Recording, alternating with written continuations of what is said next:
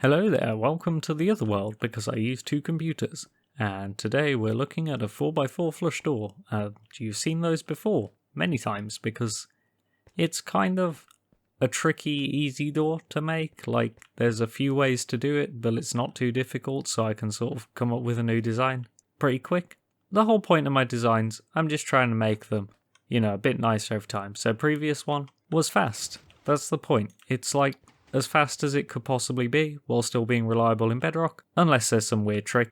So I built this simple door that goes fast, but you've already seen that, so why am I making a video? What is this?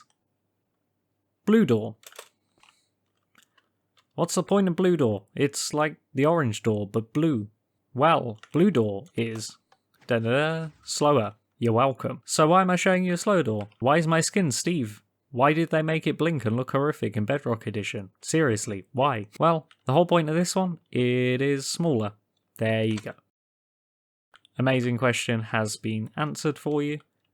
So, the original one is however many blocks high this is. So this door is 11 blocks high, pretty nice. But the blue one is only 9 blocks high, and it sticks out the same amount on each side, so it's just a overall smaller build. And that's the entire point. This is like as small as I can reasonably get this 4x4 flush door, just by swapping the pistons around a bit. And it's still pretty fast, it's not the fastest, but it's still pretty quick. And also it looks really nice and clean when you open it. Look, there's just the obsidian on the top and bottom. And then you can do the blocks as just normal blocks in the walls. If you wanted to make it super clean, you could also swap the back to be obsidian as well. So you got this nice uniform place to walk through. And, maybe swap these lanterns in the middle for just some regular old blocks. The cleanest of the clean doors for cleaning in a clean way that I managed to break by placing blocks. Amazing. It's because redstone went on top of the blocks. I'm a genius. So yes, you also have to put your redstone back if you break the blocks. Obviously, doesn't look too nice on the back when it's closed, but you could just build another one on the other side if you're that bothered. And then we turn our lever off, and we got this clean door. So how do you build it? Firstly, you're going to need 33 redstone dust, 9 repeaters, 4 torches, 2 redstone blocks, 14 sticky pistons, 8 slime blocks, 8 honey blocks, 20 obsidian, and 1 slab. So starting with our 4x4 door frame, we're going to do the pistons. So what you're going to want to do is go around the back of the door, and then you're going to, in the walls, place the blocks you want to go in the door. So these kind of 8 blocks on this side and 8 blocks on this side, like this. And then you're going to place honey in a 2x2 pattern like that with slime above on the one side. And then you do it the other way around on the other side so they don't stick to each other. So we've got that going. Then we go to the outsides of the slime and honey and place blocks like this. 2 place pistons aiming at the slime and honey like that. So 4 on that side and 4 on the other side. So we got that going. Then we go to the top corner closest to the pistons at the back and do a sticky piston aiming to the front. We do the same for the bottom corner.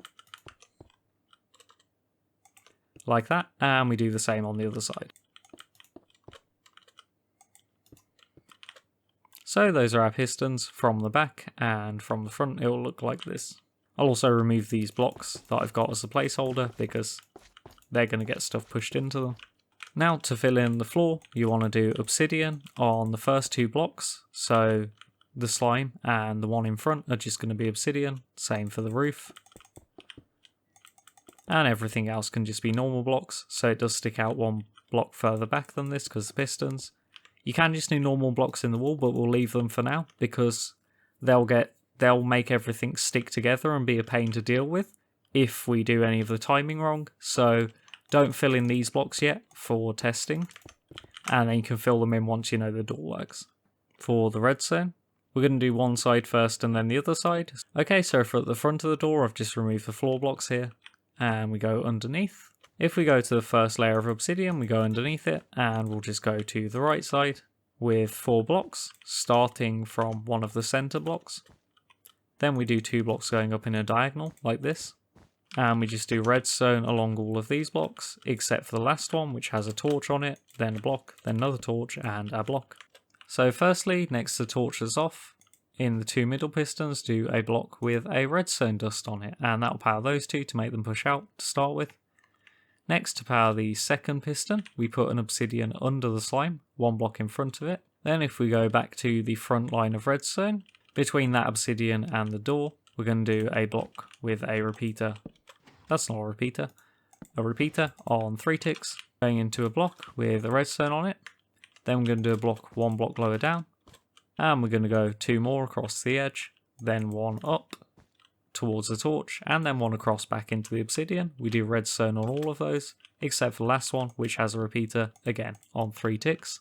And then we also need to fill in our floor at the back here, because this redstone, powering this block here, is what powers this piston when it's pushed into the door to push everything forwards to the front. So for the top pistons, we need to do the same thing of powering this piston when it gets to this block, and also the second piston when it gets pushed to here. So to power this piston when it gets pushed here, we do another obsidian with a redstone on it. And to power this, we're going to go to the top of our torch tower. We're going to do a redstone, then we're going to do a block to the side with more redstone. That goes into a block, then a block to the side with a repeater. That goes into a block. Then we'll fill in our ceiling blocks at the back like this, where the back pistons are. And we'll do redstone along all of those, and that means we can power this piston and this piston. Now on the side we got the torch tower from. We do another obsidian above this honey, or slime, and we do a repeater aiming back at this redstone above the second piston, and that is on 3 ticks. Then above the back piston we do a slab with a redstone, this could also be glass. Then a block to the side with a repeater on its default. That goes into a block. And then a sticky piston aiming downwards with a redstone block on it, like that. And that's because that will power this redstone at the back, which will delay these pistons long enough so that they are the last things to go off to pull everything back. But because the torch tower, they're also the first thing to go off to push everything into place. And okay, we've kind of done one side and then just done the redstone across to the top. So now to do the other side, we're going to go back to the front and we do the same thing with our redstone. So we're going to go 4 blocks across from the center, redstone along all of these, then our 2 blocks going up like that. Redstone on everything except the last one with a torch and a block and then a torch. And then to the side of that torch that's now off, we do a redstone dust like that with the 2 middle pistons. To power the second piston at the bottom, we do our obsidian, and then we go backwards with a repeater on 3 ticks between that obsidian and the door.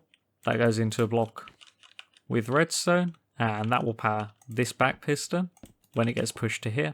And make the redstone go down 1 block, going to the side, then 2 blocks across, 1 block up aiming towards the torch, and then 1 block aiming towards the obsidian.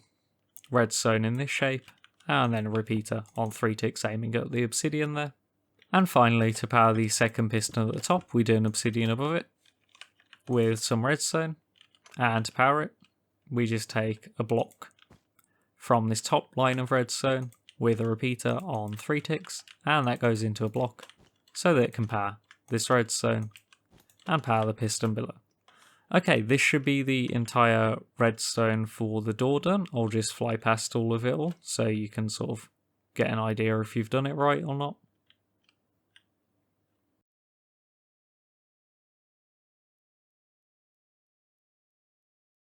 So we're at the front now. And to power this, you just power the middle bit of redstone. So I'm just going to grab it back a couple of blocks and put a block with a lever. And all we're checking is make sure all of these parts of the door push out at the same time, do it correctly, and then go back. So there we go, they all came out correctly at the same time. And our other side here has failed, and that's because I forgot to add the delay circuit with the redstone block. So to do that on this side, which is the side without the slab, we just go from the block the repeater goes into with another block with a repeater. Then that goes into a block.